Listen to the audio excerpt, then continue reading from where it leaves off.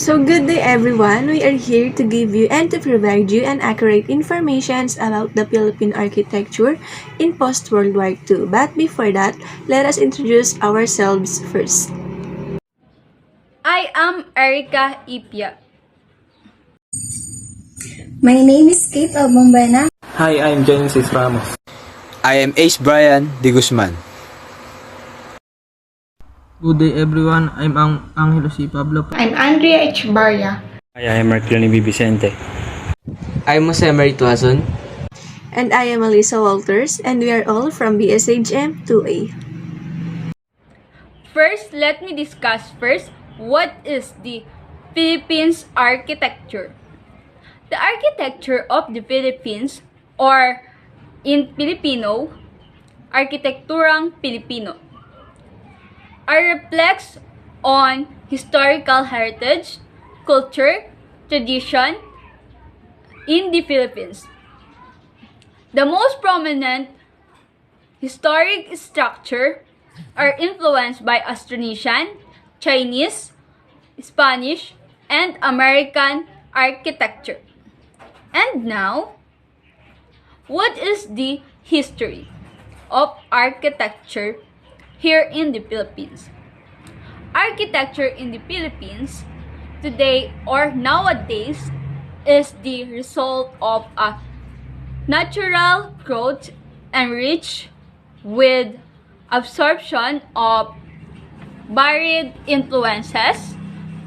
It developed from the pre-colonial influence of our neighboring country or neighboring Malay brothers, continuing on the Spanish colonial period, the American Commonwealth period, and the modern contemporary times. And now let us move on the history of World War II and the architectures during the said era. So the Battle for Manila in February 1945 demonstrated the horrors of war. The clash was brutal, and over the course of 29 days, 100,000 Filipinos were killed. Historians assigned greater blame to the Japanese troops, instructed to instill terror in the local populations through starvations, torture, and murder. It must also be acknowledged that the advancing of U.S. forces used heavily artillery to destroy buildings and Japanese guns emplacements, killing men, women, and children caught in the crossfire. In the annals of World War II, the Battle for Manila stands at the nadir of human destructions. So World War II was the largest and the most violent armed conflict in the history of the mankind. However, the half-century that now separates us from the conflict has exacted its toll on our collective knowledge. While World War II continues to observe the interest of military scholars and historians, as well as its veterans, a generation of Americans has grown to maturity largely unaware of the political, social, and military implications of war that more than any other united us as a people with a common purpose. So during World War II, large portions of Intramuros and Manila were destroyed. Many heritage districts in the provinces were burned down by the Japanese before the end of the war. In the reconstruction period after the Second World War, many of the destroyed buildings were rebuilt. However, a majority of the heritage structures, especially in the provinces, were lost and never rebuilt. Most of the structures that were lost are considered a focal properties of a former heritage towns. So here is the example of the World War II destroyed buildings, bridge, and infrastructure from the indiscriminate damage and killing the Japanese imposed on the people of the Philippines to drive the Filipinos to submission and drive out the Americans in 1941. First is the Manila City Hall, San Luis Terrace, Manila, Central Methodist Church, Manila, Philippines, Bureau of Commerce Building, Metropolitan Theater, Manila, Philippines. And there's a lot of infrastructures and architectures that been damaged. As you can see, there's a lot of buildings, infrastructures that been destroyed caused by the World War II. So next is the timeline of Philippine architecture during the said era. The timeline? During post-war Philippine architecture was dominated by the American style. In this period, the plan for the modern city of Manila was designed with a large number of Art Deco buildings by famous American and Filipino architects. During the liberation of Manila by the Americans in 1945, large portions of Intramuros and Manila were destroyed. In the period after the Second World War, many of the destroyed buildings were built. At the end of the 20th century, modern architecture with straight lines and functional aspects was introduced. During this period, many of the older structures fell into decay. Early in the 21st century, a revival of the respect for the traditional Filipino elements in the architecture returned. In 1946, the independent Philippine expressed its identity by implementing modernism through the utilization of reinforced concrete, steel and glass, the predominance of cubic forms, geometric shapes, and Cartesian grids, and the absence of light decoration. In 1947, a corps of architects and engineers were tasked to study the modern U.S. and Latin American capitals and formulate a master plan for Manila. Federico Lustre, consulting architect from the 1950s to 1970s, worked on the building at the Elliptical Road in Quezon City. The centerpiece is the 65-meter-high Art Deco Quezon Memorial Monument, composed of 3 pylons topped by winged figures representing of the 3 island groups. The post-war doctrine was four follows function, proposed by the third generation architects, namely Cesar Concho. Cesar Concho was an architect who as the first university architect of the University of the Philippines. Angel Nakpil was a Harvard-trained architect, and the third artist, Alfredo Luz, is a Portuguese post-war and contemporary painter. Emilio Arellano designs were modernist in nature. And the fourth artist architecture, Felipe Mendoza, aside from being an architect, he also a physical planner and writer.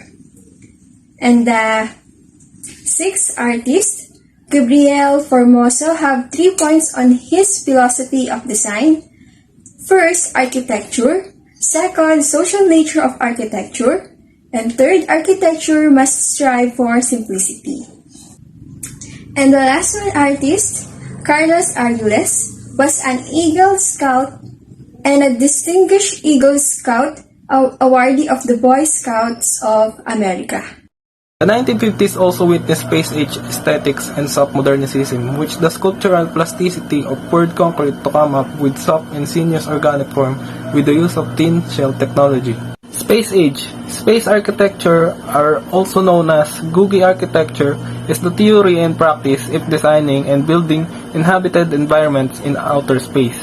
Example, Victor Stiotico's UP International Center and Jose Zaragoza's Union Church. Soft modernism, it describes material qualities and new approaches to design.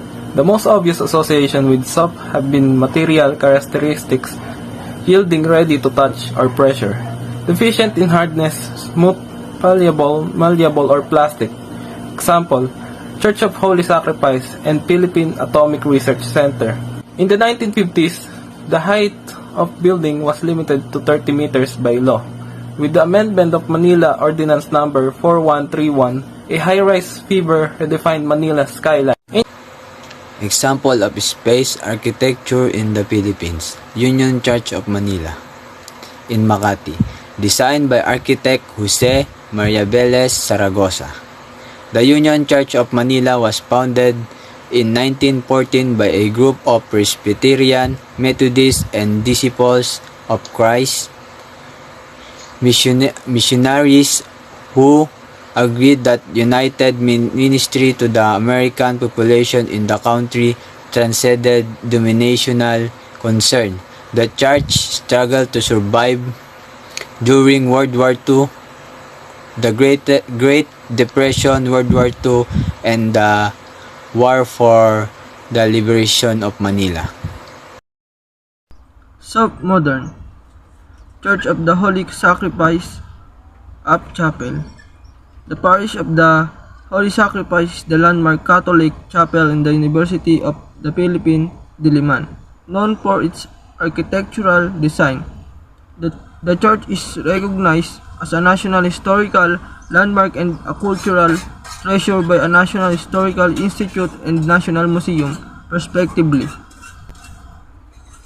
In the 50s building in Manila are just permitted to get as high as 30 meters or 10 stories, owing to the fact that Manila is very prone to liquefaction during earthquakes and water pressure of the water pipes.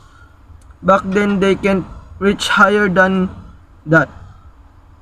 Pumps are not yet that available commercially, but by the next decade, this restriction was lifted. And one of the very first building to go beyond 30 meters in this building, the Picache building by Angel Nakpil. Here's some example of building in the year 1950s. The Insular Life Building. Previously, it held its corporate offices at the Insular Life Building in Makati City. That building was built in 1962 and was the first to surpass the 30-meter height restrictions in the Philippines. It has gently curving facade entirely covered by narrow vertical aluminum projections that were set close together within square modules to conceal the curtain wall behind it. Originally designed by Cesar Concho, that building was controversially redeveloped in 2005 with a design by the Japanese firm Takunobu Mari Architects and Associates. National Press Club, designed by Angel Nakpil. The four-story main building was built in June 1954 and inaugurated on December 13, 1955 by President Ramon Magsaysay. It was designed by the late Angel E. Nakpil as one of the modern and our first earthquake-proof buildings in the Philippines and constructed by Engineer Alberto T. Abayon. The NPC building is a popular forum for press conference held by other organizations. Coconut Palace, designed by Francisco Monasa. The Coconut Palace is also known tahanan ng Pilipinas, the official workplace in the Vice President of the Philippines. It is located in the palace is made on hardwood, coconut shells, and specially engineered coconut, also known as Imelda Madera. Imelda Madera of each the suites in the second floor is named this specific region of the Philippines and displays some of the hard crafts these religions before being served, while the roof is shaped like traditional Filipino salakot or hut. The early 20th century marked the height of Manila as an important cultural and economic destination in Southeast Asia. Despite destruction brought by war and revolutions, some iconic architectural marvels have been restored and preserved for new generations to see. Eventually, latter half of the century brought upon a distinctive Filipino identity in the field of architecture that continues to influence today's cityscape. We list down some of the country's important architectural masterpieces that serves as a cultural legacies for decades to come. The first is the El Hogar Filipino. It was built in 1914 and was designed by Ramon Iroreta Goyena and Francisco Perez Munoz in the Beaux Arts style. It is also considered as early skyscraper in the city, lowering over the Binondo district. Next is Manila Metropolitan Theater. It was designed by architect Juan M. Arellano and inaugurated in 1931. It is also for its Art Deco style and diverse imagery of Philippine flora and fauna. The third is the Manila Hotel. It is the oldest existing hotel in the Philippines. Built in 1909, it was designed by William E. Parsons and became the official residence of General MacArthur. Later in 1935, renovations were done by Filipino architects Andres P. Luna, son of painter Juan Luna. And lastly, the Manila Central Post Office, designed by Juan M. Arellano and Tomas Mapua. Construction began in 1926. So that would be all. I hope you learned a lot from us. So again, I am Alisa Walters, and thank you for watching and have a nice day.